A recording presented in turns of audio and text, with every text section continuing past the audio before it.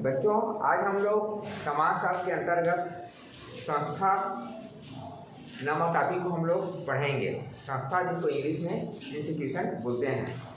हम लोग जानेंगे कि संस्था क्या है। ठीक है। इससे पहले मैं आप लोगों को समिति के बारे में बता चुका हूँ। समिति के लिए मेरा वीडियो बन चुका है। थोड़ा सा हम लोग समिति को देखते हैं, थोड़ा सा 2 लाइन। उसके बाद हम लोग संस्था को उस आधार पर समझने का प्रयास करेंगे। तो मैं समिति के बारे में बताया था कि समिति क्या है। मनुष्यों का एक ऐसा संगठन रहता है जिसे किसी उद्देश्य की प्राप्ति के लिए बनाया जाता है। ठीक है। समिति के बारे में क्या बोला हूँ मैं, तो समिति क्या है, मनुष्यों का एक ऐसा समूह है जिसे किसी उद्देश्य की प्राप्ति के लिए संगठित किया जाता है। ये बताया था मैं, वीडियो बना है मेरा।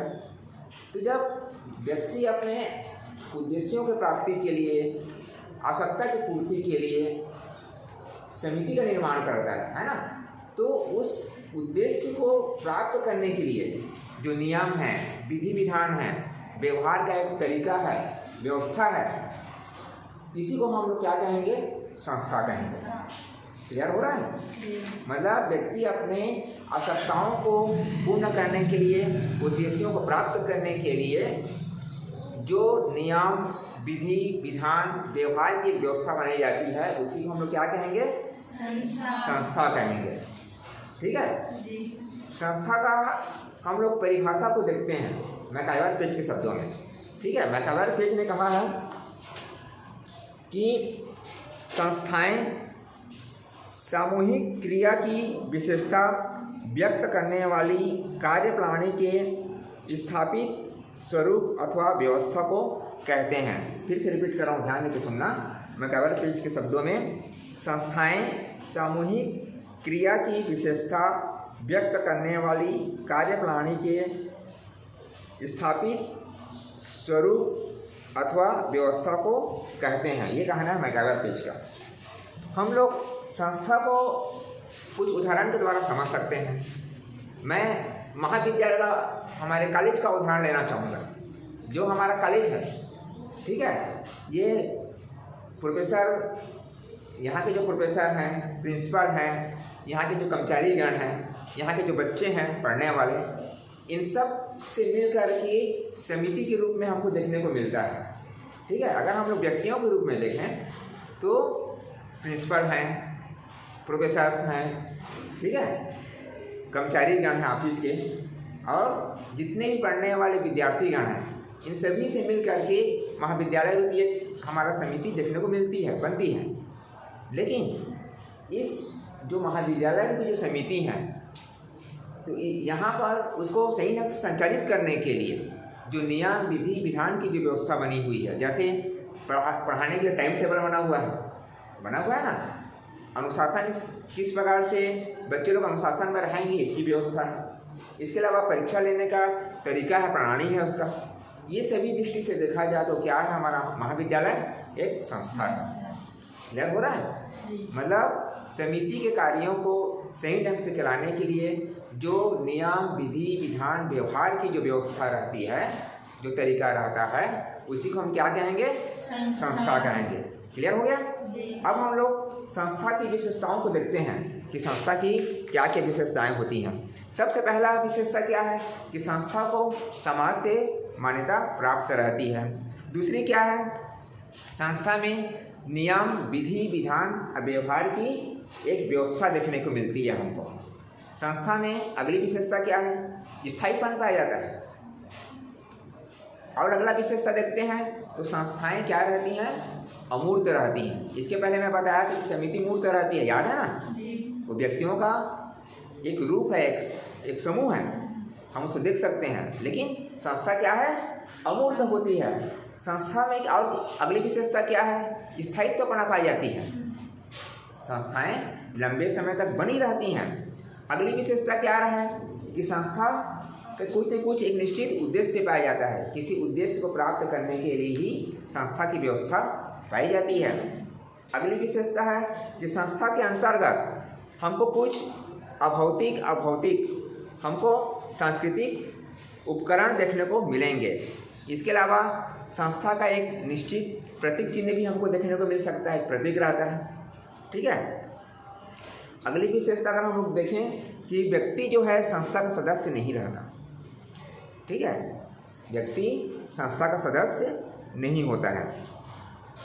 अब हम लोग संस्था के अगर कुछ उदाहरण को देखें तो क्या क्या होंगी, जैसे विवाह, विवाह भी एक संस्था है। ठीक है, संपत्ति ये भी एक संस्था है।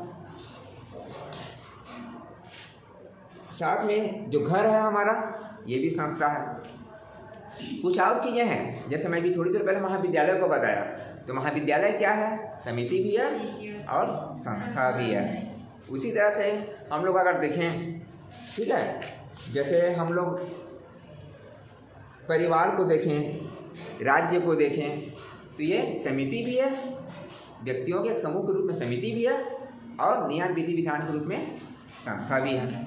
लेकिन अगर शुद्ध रूप से संस्था का उदाहरण हमको देखना है तो क्या हो जाएगा, विवाह हो जाएगा, संपत्ति हो जाएगा। ठीक है, अब हम लोग संस्था के विकास को देखते हैं, उसका प्रकाश डालूंगा मैं कि संस्था का विकास कैसे होता है।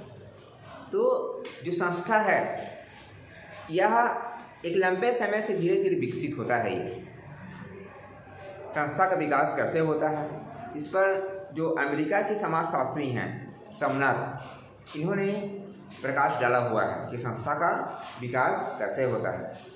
उनका कहना है कि संस्था का विकास सर्वप्रथम किसी विचार से होता है।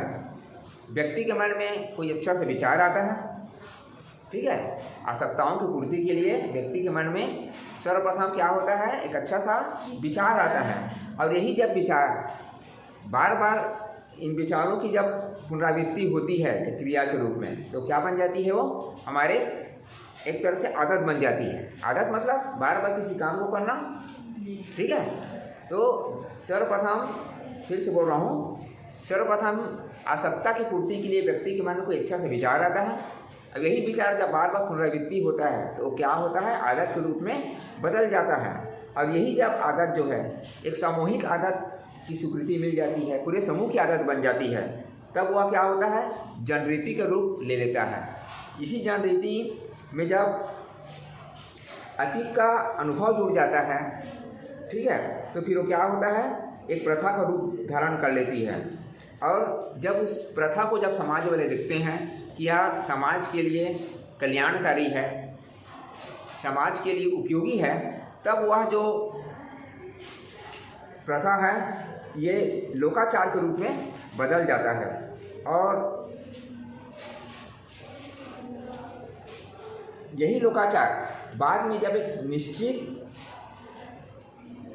स्वरूप को धारण कर लेती है, एक निश्चित संरचना को धारण कर लेती है, तो वह संस्था के रूप में हमारे सामने आ जाती है। ठीक है, तो इस प्रकार से अमेरिकन समाजशास्त्री समनर ने संस्था के विकास को बताया है। शुरुआत में सबसे पहले एक अच्छा विचार आता है, वही जो अच्छा विचार है वह क्रमशः आदत के रूप में, उसके बाद जनरीति के रूप में, उसके बाद प्रथा के रूप में, उसके उपरांत लोकाचार के रूप में, और फिर अंत में एक संस्था के रूप में विकसित हो जाती है। ये कहना है समनर का। ठीक है, अब हम लोग संस्था के कार्य या महत्व को देखेंगे। जो संस्था बना रहता है उसे कुछ न कुछ उसका महत्व तो होगा ना। तो संस्था का महत्व क्या है, सबसे पहला यह है कि ये मनुष्य की आवश्यकताओं की पूर्ति करता है। संस्था क्या है, मनुष्य की आवश्यकताओं की पूर्ति करता है। व्यक्ति के कार्य को क्या करती है, ये सरल रूप से बनाती है। ठीक है, व्यक्ति के कार्यों को सरल बनाती है, मनुष्य के व्यवहार पर नियंत्रण करती है। ठीक है, मनुष्य के व्यवहारों पर नियंत्रण रखती है। इस कारण यह समाज में एक नियंत्रण करने की भूमिका निभाती ही है। फिर ये संस्कृति की क्या है, ये वाहक है। संस्थाएं ही हमारी संस्कृति को पीढ़ी दर पीढ़ी ले जाने का काम करती हैं। इस प्रकार से संस्था का हमारे जीवन में बहुत ही महत्वपूर्ण योगदान है, भूमिका है या महत्व है। अगला हम लोग देखते हैं, ठीक है, संस्था और समिति, इनमें अंतर क्या है। क्योंकि पहले मैं समिति को बता चुका हूँ, आज भी जब शुरुआत किया इस टॉपिक का तो शुरुआत में समिति को बताया हूँ, उसके बाद ही फिर संस्था में आया हूँ मैं। तो हम लोग देखेंगे कि समिति और संस्था में अंतर क्या है। तो समिति क्या है? समिति एक तरह से उद्देश्य की प्राप्ति के लिए व्यक्तियों का एक समूह रहता है, संगठित समूह है। जबकि संस्था क्या है? नियम, विधि, विधान की एक सुव्यवस्थित रचना है, एक सुव्यवस्थित तरीका है। दूसरा क्या है? समिति क्या होता है? मूर्त होता है। समिति क्या होता है? मूर्त होता है, जबकि संस्था अमूर्त होती है। इसके अलावा समिति अस्थायी होता है और संस्था स्थायी होता है। और मनुष्य जो है समिति के सदस्य होते हैं, ठीक है, उसी कारण तो मूर्त है ना। जबकि व्यक्ति जो है संस्था का सदस्य नहीं होता। तो इस प्रकार से आज का हमारा जो टॉपिक है संस्था, वह कंप्लीट होता है बच्चों। ठीक है बच्चों।